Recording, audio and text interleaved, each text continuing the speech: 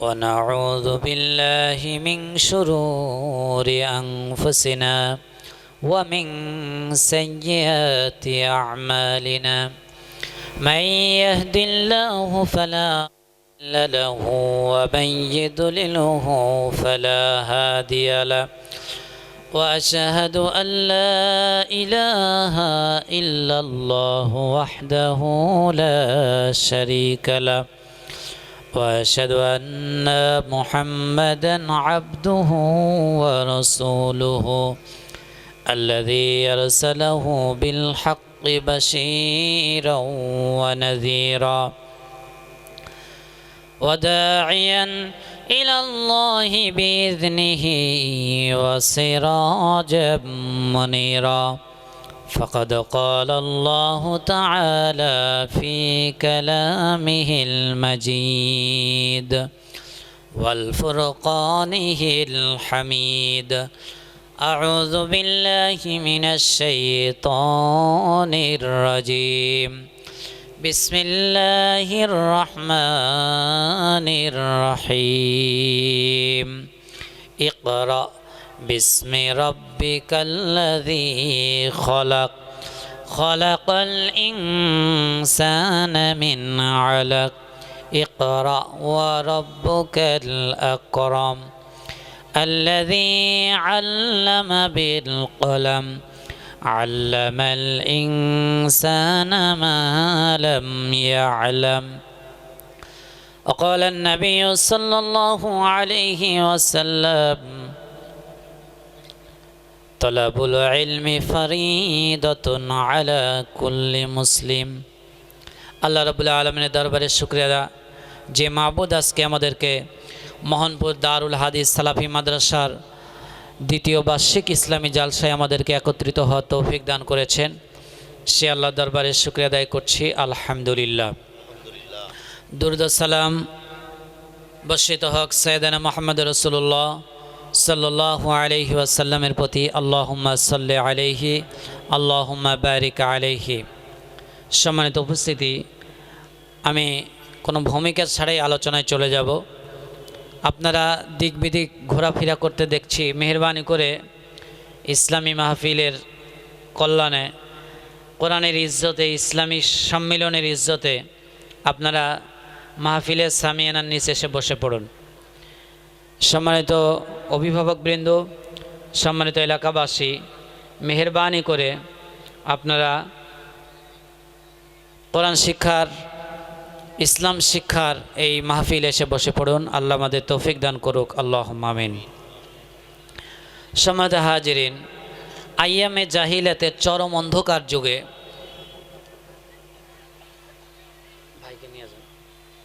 আইয়ামে জাহিলাতের চরম অন্ধকার যুগে, মুকুল ভাইকে দায়িত্ব দিলাম।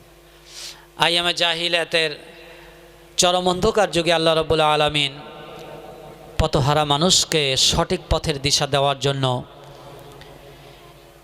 পারমাণবিক বোমা নাজিল না করে, বিশাল কোনো তরবারি নাজিল না করে ইলম দিচ্ছেন, জ্ঞান দিচ্ছেন, ওহী দিচ্ছেন।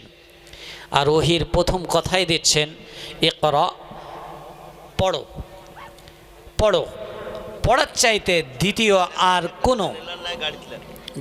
আর কোনো সুযোগ নাই জাহিলাতকে দূর করার জন্য। আল্লাহ রাব্বুল আলামিনের হাবিবের কাছে জিবরাইল আলাইহিস সালাম ওহী নিয়ে এসে প্রথমে বলছেন ইকরা, পড়ো মুহাম্মদ, ইকরা মুহাম্মদ, পড়ো মুহাম্মদ।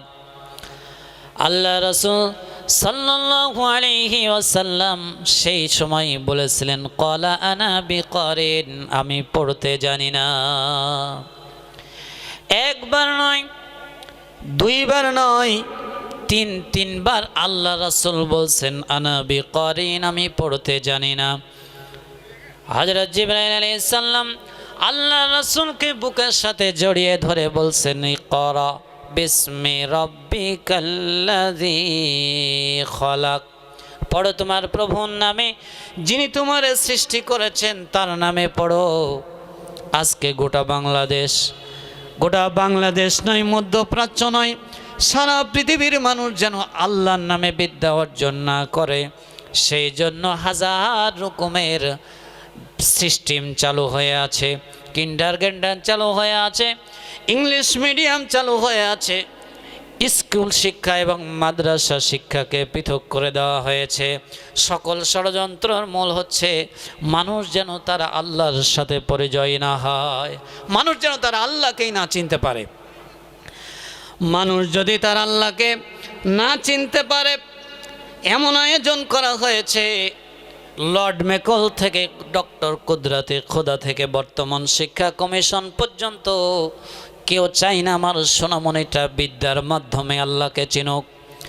আমার ভাইয়েরা, আল্লাহ রাব্বুল আলামিন যখন জান্নাত তৈরি করলেন, জাহান্নাম তৈরি করার পরে তিনি জিবরাইলকে বলছেন, জিবরাইল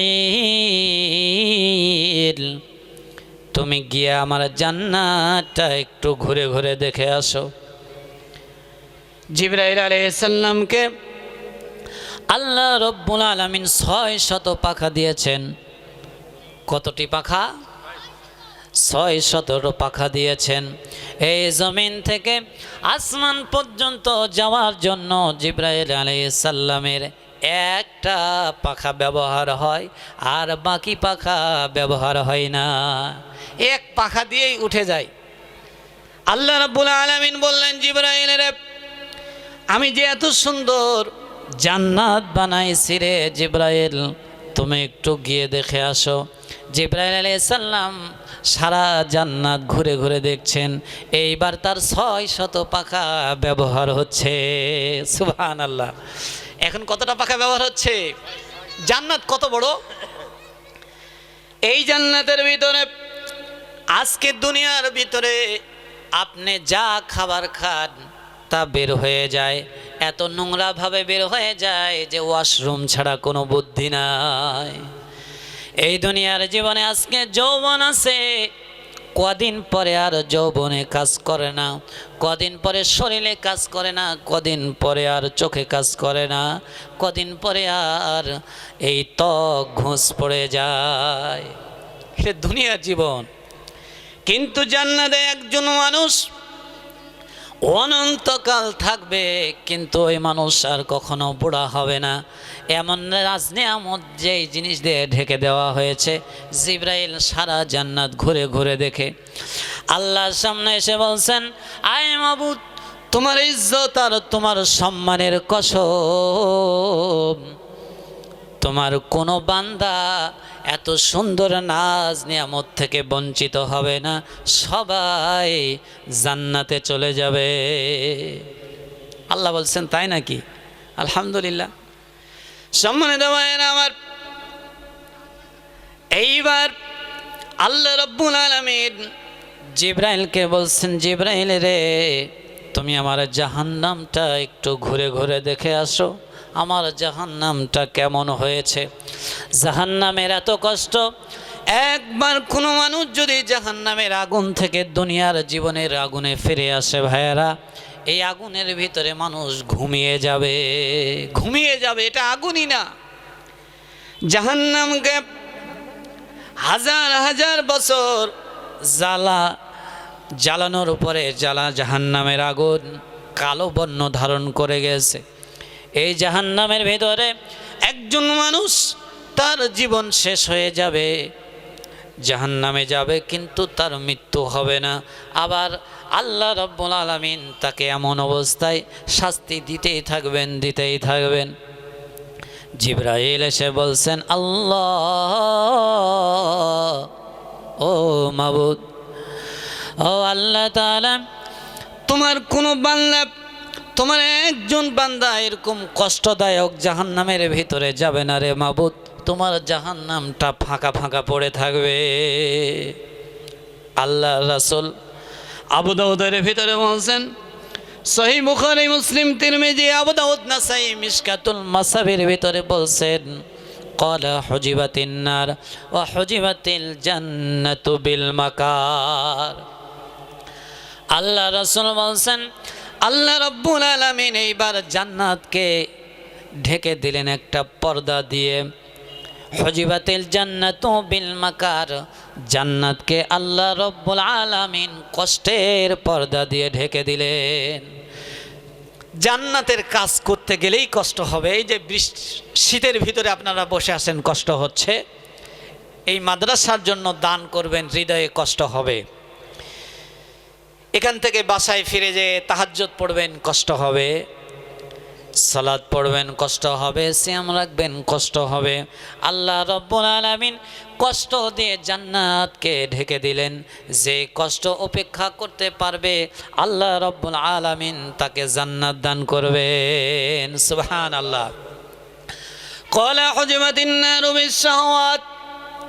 এ মানুষ শোনো, আমি রব্বুল আলামিন জাহান্নামকে সুখের পর্দা দিয়ে, আরামের পর্দা দিয়া, আরাম আয়েশের পর্দা দিয়ে ঢেকে দিলাম। তুমি যদি সারা রাত যাত্রা দেখো, সারা রাত যদি গান শোনো, সারা রাত যদি হারাম কাজের মধ্যে লিপ্ত থাকো, তাহলে তোমার বিরক্ত লাগবে না, তোমার ভালোই লাগবে, ভালোই লাগবে। এই ভালো লাগা দিয়ে আমি আল্লাহ জাহান্নামকে ঢেকে দিলাম। এইবার আল্লাহ রাব্বুল আলামিন আবার বলছেন, জিবরাইল তুমি আর একটা বার যাও, এইবার গিয়া জান্নাত আর জাহান্নামটা দেখে আসো। এইবার জিবরাইল ঘুরে ঘুরে দেখে আসার পরে আল্লাহকে বলছেন, আল্লাহ তোমার ইজ্জত, তোমার সম্মানের কসম, তোমার বান্দারা আর জান্নাত যেতে পারবে না, জান্নাত যাওয়ার কষ্ট তারা উপেক্ষা করতে পারবে না। কষ্ট দেখেই তারা পালিয়ে যাবে। জাহান্নাম দেখার পরে তিনি বললেন, আল্লাহ এই জাহান্নাম যত সুখের পর্দা, যত আরামের পর্দা দিয়ে ঢেকে দেওয়া হয়েছে, মাবুদ তোমার বান্দারা এই সুখের পর্দা মিস করবে না। সুখ ভোগ করতে গিয়ে তারা জিন্দিগিটা কাটাইয়ে দিবে পাপে পাপে, জিন্দিগিটা পাপের সংসারে কাটাইয়ে দিবে। এমন কাটানোর পরে তাদের জীবনে অপেক্ষা করবে জাহান্নাম। সম্মানিত ভাইয়েরা আমার, আল্লাহ রাব্বুল আলামিন এই পৃথিবীতে আপনাকে সারা জীবনের জন্য পাঠিয়ে দিয়েছেন এমন নয়। হে বন্ধু, ওই খেলার মাঠে তোমার খেলার বন্ধু পড়ে আছে আর তুমি রাস্তার কিনারে দিয়ে হেঁটে যাও। কোনো দিন ভাবলে না যে হ্যাঁ রে, আমার বন্ধুটা কবরের ভিতরে পড়ে আছে আর আমি উপর দিয়ে হেঁটে যাচ্ছি, ব্যাপারটা কি? এই হায়াতের নিয়ামত আমাকে দিয়েছে, আমার বন্ধুকে দেয়নি। বন্ধুর নিয়ামত ছিনিয়ে নিয়েছে, বন্ধু আছে কবরে, আর আল্লাহ আমার হায়াত এখনো বাঁচায় রাখছে, আমি এখনো আছি উপরে। ওই কবরে থেকে থেকে আমার বন্ধু বলছে, আয় আল্লাহ তাআলা তুমি যদি আমারে হায়াত দিতা, তাহলে আমার বন্ধুর মতো রাস্তা দিয়ে এরকমভাবে আমি ঘুরে বেড়াতাম না, আমি বারবার তোমারে ডাকতাম। ফায়াকুল রব্বি লাউলা আখরতানি ইলা আজালিন করিব ফাসাদদাকা ওয়া আকুম মিনাস সালিহিন। মাবুদ তুমি আমারে একটু সুযোগ দাও না। কিন্তু আমরা কি এটা অনুভব করি? ভাইরা আমার, একজন মানুষের বাবা যেদিন পৃথিবী থেকে বিদায় হয়ে যায়, জনম দুঃখী বাবার মরণের খবর এই পৃথিবীর কোনো মানুষের বিশ্বাস হতে চায় না। চাই ডাক্তারে যদি বলে তোমার বাবা মারা গেছে, তো না না না আমার বাবা মারা যায়নি, দেখেন ভালো করে। ডাক্তারে যদি বলে তোমার মাটা মারা গেছে গো, সত্যি মারা গেছে, বলে না আপনার চাইতে বড় ডাক্তারকে নিয়ে যাব, বেঁচে আছে দেখেন, ওই যে চোখটা সুন্দর হয়ে আছে, ওই যে তাকায় আছে, দেখেন আমার বাবা মার সাথে কথা বলবে। সম্মানিত ভাইয়েরা আমার, পৃথিবীর কোনো সন্তানের মনে হয় না তার বাবা মারা গিয়েছে, পৃথিবীর কোনো সন্তানের অনুভব হয় না তার মা মারা গিয়েছে। কিন্তু ভাইয়েরা আমার, গভীর রাত্রে মালাকুল মাউত যখন আপনার বাবা মায়ের কবরের শিয়ারে, ওই বিছানার শিওরে এসে হাজির হয়ে যায়, তখন বাবা মা সন্তানকে ডেকে বলে, সন্তান রে, এই যে মালাকুল মাউত তোমাকে বিচ্ছিন্ন করে দেওয়ার জন্য, এতিম করে দেওয়ার জন্য এসেছে রে, আমারে নিয়ে যাবে।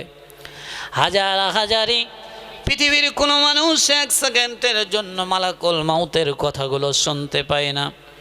মালাকুল মাউতকে যখন বারবার বলে একটু সময় দাও, তখন মালাকুল মাউত বলে ফাইযা জাআ আজালুহুম লা ইস্তাখিরুনা সাআতাও ওয়া লা ইস্তাকদিমুন।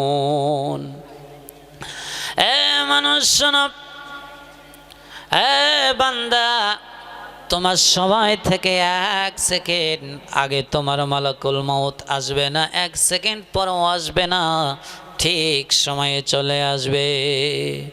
যেদিন মালাকুল মাউত চলে আসবে সেই দিন আপনি বলবেন, আমাদের বাবা মা বলবে, আজরাইল রে একটু সময় দে রে, আমি ভালো হয়ে যাব, আমি অনেক ভালো ভালো কাজ করব। কিন্তু ভাইয়েরা আমার, ওই মালাকুল মাউত কারো কোনো কথা সেদিন শুনবে না। শুনবে? সেই মালাকুল মাউত আসার আগেই আমাদের মৃত্যুর প্রস্তুতি নিতে হবে। ভাইয়েরা আমার, পৃথিবীতে হাজার হাজার মানুষ আসছে, দাদা গেছে, নানি গেছে, সবাই চলে গেছে, আমরাও তো চলে যাব। কিন্তু ভাইয়েরা আমার, ওই ছেলেটা, যে ছেলেটার কথা আমি আপনাদেরকে আজকে বলতে চাই, কোরআনুল কারীমের হাফেজ, তার বাবা মারা গিয়েছে, আমাদের কাছে খবর আসলো, আমরা শত চেষ্টা করে তার জানাজায় হাজির হলাম। লাশ সামনে নিয়ে ওই হাফেজে কোরআনের সন্তান তিনি হাজার হাজার জনতাকে বলছেন, রে জনতা, আমার বাবার 5টা সন্তান। উপস্থিত জনতা, আমার বাবার 5টা সন্তানের ভিতরে আমার বাবা আমাকে বিশাল বড় সম্পদ মনে করত। আজকে দুনিয়া থেকে আমার বাবা নয়, আজকে দুনিয়া থেকে জান্নাতের একটা রাস্তা বন্ধ হয়ে গেল। হাজার হাজার দর্শকে বলছেন, ও দর্শক মণ্ডলী, আমার বাবার জীবনের শেষ বিদায়ের সালাতটা আমি আদায় করাবো। কত বড় সৌভাগ্য! আর ভাইয়েরা আমার, এমন লোক মারা যায়, যে ছেলে জানাজার জন্য আমাদেরকে ডাকতে আসে, হুজুর চলেন আমার বাবার জানাজা দিতে হবে, যখন ডাকতে আসে তখন পর্যন্ত তার মুখ থেকে বিড়ির দুর্গন্ধ বের হয়। ওই মুহূর্তে তাকে কি বলা যায়? যখন আমাদেরকে বলে, হুজুর চলেন আমার বাপের জানাজা পড়াতে হবে, এই কথা যখন বলছে তখনও তার মুখে বিড়ির দুর্গন্ধ। হায় রে দুর্ভাগা বাবা, তুমি এমন সন্তান দুনিয়াতে পয়দা করে গেলা গো, যে সন্তান সালাত আদায় করে না, যে সন্তান সিয়াম আদায় করে না, যে সন্তান লারে লাপ্পা করে বিধর্মীদের কালচারে বড় হচ্ছে, তুমি তেমন করে গেলে।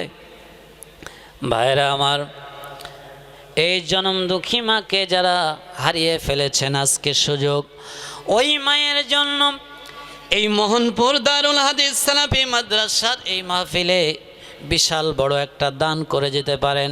মাওলাকে বলতে পারেন, আল্লাহ, আমার মায়ের জীবিত অবস্থায় তেমন কিছু করতে পারিনি রে মাওলা, আমার মা মারা গেছে, আমার মায়ের জন্য মোহনপুর দারুল হাদিস সালাফির জন্য আমি এইটা দিয়ে গেলাম।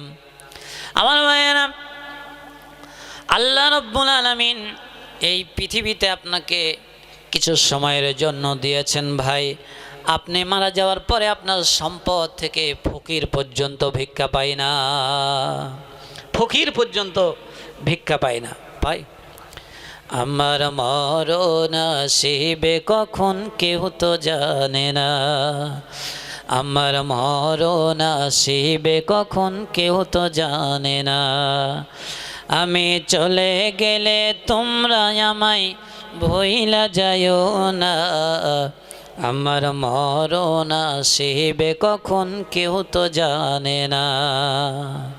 কেউ জানে? সম্মানিত ভাইয়েরা আমার, হযরত উসমান রাদিয়াল্লাহু তাআলা আনহু কবরের কাছে গিয়ে অঝর নয়নে কাঁদতেন। সাহাবীরা বলতেন, হে ওসমান, ওসমান রে, এই কবরের পাশে গিয়া তুমি এমনভাবে কাদাকাটি কেন করো ওসমান? হযরত ওসমান বলছেন, এই কবর হলো মানুষের জীবনের প্রথম ঘাঁটি। এই কবরে যে ধরা পড়ে যাবে, এই কবরে যে সওয়ালের সঠিকভাবে জবাব দিতে পারবে না, ওই আর কোনো জায়গায় উত্তর দিতে পারবে না। এটা হলো প্রথম ঘাঁটি। এই কবরের মাল সামানা তৈরি করার জন্য আজকের এই ইসলামী মাহফিল। 3.5 হাত জায়গা নিয়ে বানানো এক ঘর, সে ঘরেতে থাকবি রে তুই কত যে বছর, সেই কথা ভাইবারে মন মাল সামান তৈরি কর, সেই কথা ভাইবারে মন মাল সামান তৈরি কর। ভাইরা আমার, কয়েকদিন আগে আমাদের রাজশাহী মেডিকেল কলেজ হাসপাতালে একটা রোগীর অপারেশনের জন্য, ডেলিভারির জন্য মা গিয়েছেন। ডেলিভারির জন্য মা যখন মেডিকেলের ভিতরে ভর্তি হয়েছেন, ডাক্তার তার অপারেশন করার জন্য হাজির হয়েছে। এমন সময় তার রিপোর্ট পর্যালোচনা করে দেখা গেল যদি ওই মহিলাকে বাঁচানোর চেষ্টা করে তাহলে সন্তান বাঁচবে না, আর সন্তানকে বাঁচানোর চেষ্টা করলে মহিলা বাঁচবে না। এমন একটা অবস্থা। আমার মায়েরা, ওই মুহূর্তে ডাক্তার ওই মহিলার স্বামীকে খুঁজতে গেলেন। স্বামীরে, এই মহিলার স্বামী কোথায় আছে? এই মহিলার ডেলিভারি করতে গেলে এই মহিলা বাঁচবে না, আর মহিলাকে বাঁচাইতে গেলে সন্তানকে বাঁচানো যাবে না। কি করা যায়? ডাক্তারেরা স্বামীকে গিয়ে বলছেন, স্বামী, তোমার স্ত্রীকে যদি আজকে আমরা বাঁচানোর চেষ্টা করি তাহলে সন্তানটাও বাঁচানো যাবে না, এমন ক্রিটিক্যাল অবস্থার মধ্যে আছে, এখন আমরা কি করব বলো? স্বামী বলে, আমার স্ত্রীরও দরকার, সন্তানেরও দরকার। ও ডাক্তার, এর আগে 3বার আমার স্ত্রীর গর্ভে সন্তান আসা সত্ত্বেও আমি বাবা হতে পারি নাই। ও মানুষ, ওই ডাক্তারকে স্বামী বলছে 3বার সন্তান আসা সত্ত্বেও আমি বাবা হতে পারি নাই। ডাক্তার, আমার স্ত্রীরও জীবন দরকার, সন্তানেরও দরকার, কিন্তু আমি কি করব বুঝি না। এবার ডাক্তারেরা মহিলাকে অপারেশন থিয়েটারে নিয়ে গেছে, পরস্পর কথা বলে। এমন সময় ওই মহিলা প্রসব বেদনার মধ্য থেকে ডাক্তারকে ডেকে বলছেন, ডাক্তার রে, তোমরা যা বলছো তা আমি শুনতে পেয়েছি। ডাক্তার, তোমরা বোঝাতে চাচ্ছ আমাকে বাঁচানোর চেষ্টা করলে আমার কলিজার টুকরা সন্তানকে বাঁচানো যাবে না, সন্তান বাঁচাতে গেলে আমারে বাঁচানো কঠিন হয়ে যায়। ডাক্তার, খুব মনোযোগ দিয়ে শোনো। ডাক্তার, আমি জনম দুঃখী মা, 9 মাস 10 দিন সন্তানকে আমি গর্ভে ধারণ করেছি রে ডাক্তার, আমি পৃথিবীর থেকে চলে গেলেও আমার আফসোস নাই। ও ডাক্তার, ডাক্তার রে, আমি মা যদি পৃথিবী ছেড়ে চলে যাই আমার কোনো আফসোস হবে না, আমার কলিজার টুকরা মানিককে এই দুনিয়া দেখার মতো সুযোগ করে দাও। সুবহানাল্লাহ, সুবহানাল্লাহ।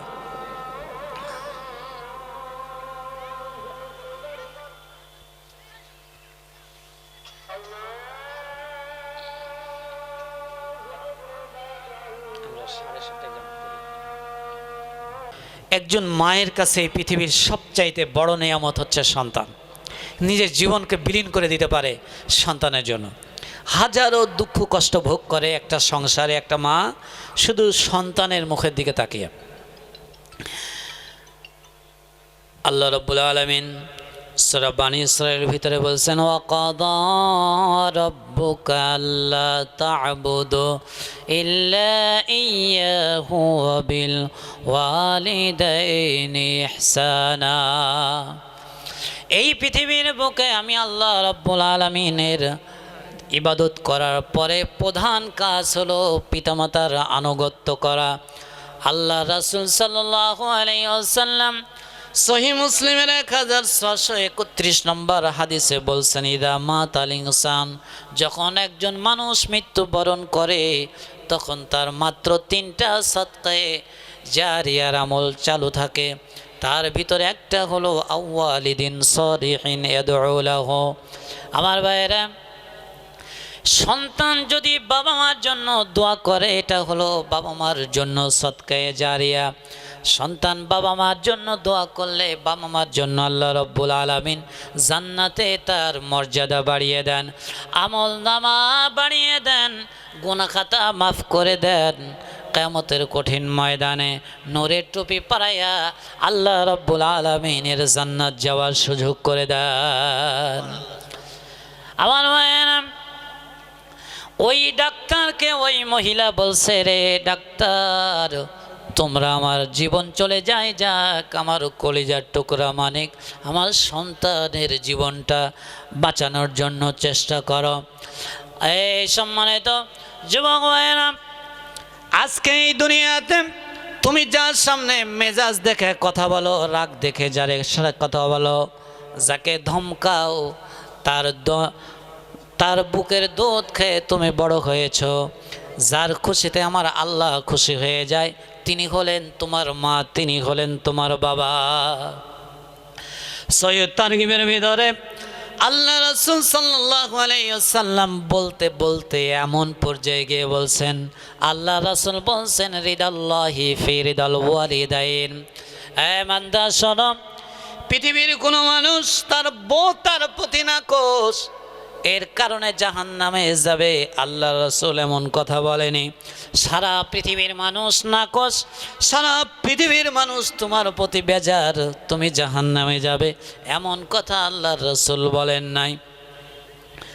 আল্লাহ রাসূল বলেছেন, রিদাল্লাহি ফি রিদাল ওয়ালিদাইন, তোমার পিতামাতার সন্তুষ্টিতে আল্লাহর সন্তুষ্টি। সুবহানাল্লাহ, সুবহানাল্লাহ। মানুষ শোনো, ওয়াসাকাতুল্লাহি ফি সাকাতিল ওয়ালিদাইন, আর তোমার পিতামাতার অসন্তুষ্টিতে তোমার অসন্তুষ্টি। আল্লাহ অসন্তুষ্ট হয়ে যান, বাবা মার খুশিতেই আল্লাহ খুশি। আজকে দেখেন তো আমাদের কি অবস্থা। যেই ছেলেটা মাদ্রাসা লাইনে পড়ে, যেই ছেলেটা ইসলামিক লাইনে পড়ে, তার বাবা মার সাথে সম্মানজনক আচরণ দেখলে, তার বাবা মার সাথে আচার ব্যবহার দেখলে অন্যরা আফসোস করে, দেখ ওর পা ধুয়ে পানি খেতে পারিস না, দেখ দিনই কত সুন্দর বাবা মার সাথে আচরণ করে, কত সম্মান করে, কত শ্রদ্ধা করে। শুধুমাত্র জ্ঞানের কারণে, শুধুমাত্র ইলমের কারণে।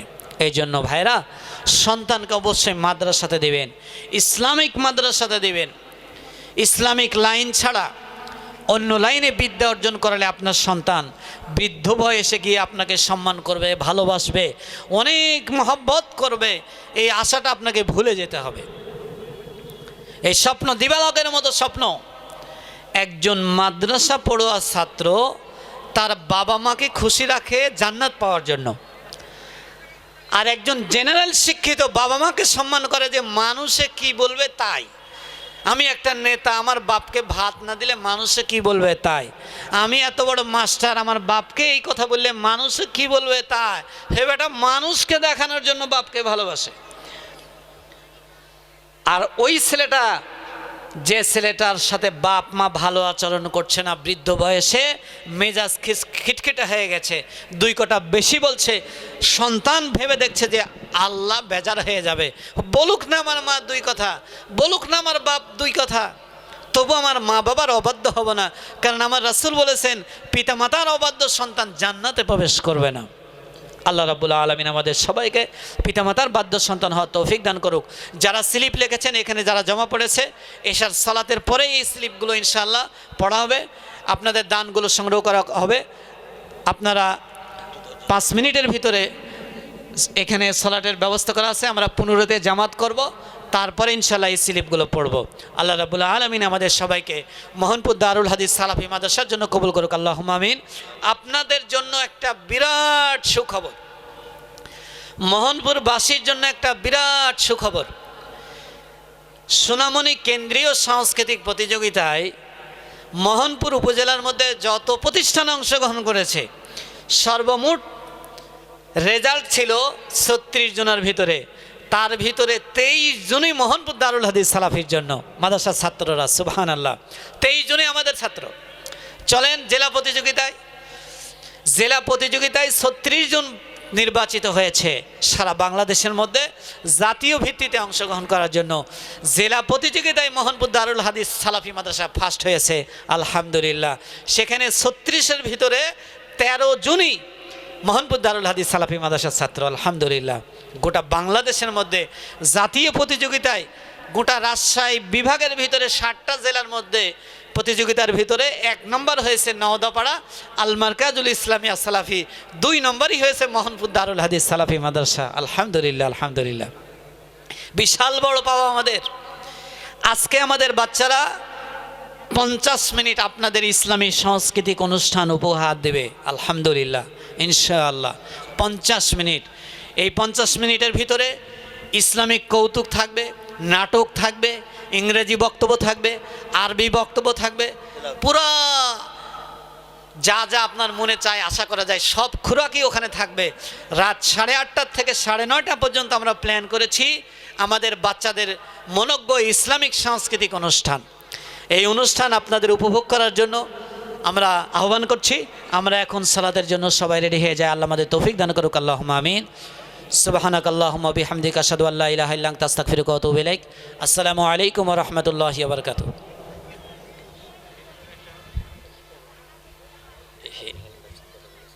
কথা বলেছি আজকে, এখন আর কথা বলিনি। আহুম ইয়ানফিকুন, এই দান করার জন্য আল্লাহ রাসূল বলেছেন দান সাদাকা আল্লাহ রব্বুল আলামিনের রাগকে মিটিয়ে দেয়।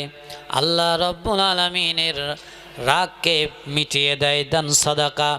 আল্লাহ রাসূল আর এক হাদিসের ভিতরে বলছেন আল্লাহ রব্বুল আলামিন এই দান সাদাকার মাধ্যমে জাহান্নামের আগুন নিভিয়ে দেন।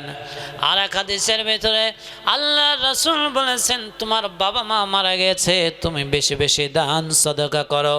এই দান সাদাকার মাধ্যমে আল্লাহ রাব্বুল আলামিন তোমার মা বাবার কবর আযাব মাফ করে দিবেন।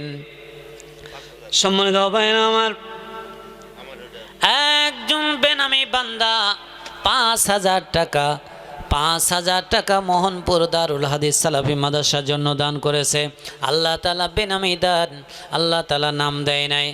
মাবুদ, এই 5,000 টাকার বিনিময়ে তুমি তার জীবনের গুনাহখাতাগুলো মাফ করে দাও। আল্লাহ মা বাবার কবর আযাব মাফ করে দাও।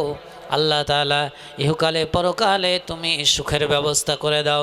আল্লাহ তোমার আর একজন বান্দা 500 টাকা বেনামি দান করেছে, আল্লাহ দানকে কবুল আর মঞ্জুর করে নাও। আল্লাহ তাআলা তোমার আর একজন বান্দা 2,000 টাকা দান করেছে, মাবুদ মেহেরবানি করে এই মাদ্রাসার জন্য এই দানকে কবুল আর মঞ্জুর করে নাও। আল্লাহ তাআলা তোমার যে সমস্ত বান্দারা এই মাদ্রাসার জন্য দান করছে, আল্লাহ মেহেরবানি করে সকলের দানকে কবুল আর মঞ্জুর করিয়া নাও। এই দুনিয়া থাকবে না রে চিরকাল, একদিন ভাঙবে রে বাজার।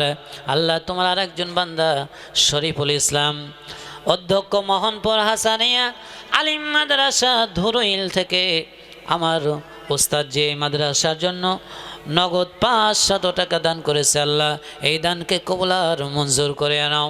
আল্লাহ তোমার একজন বাংলা আনোয়ার হোসেন বাদেজুল থেকে 1000 টাকা দান করেছে মোহনপুর দারুল হাদিস সালাফি মাদ্রাসার জন্য। আমার ভাইয়েরা, আজকের এই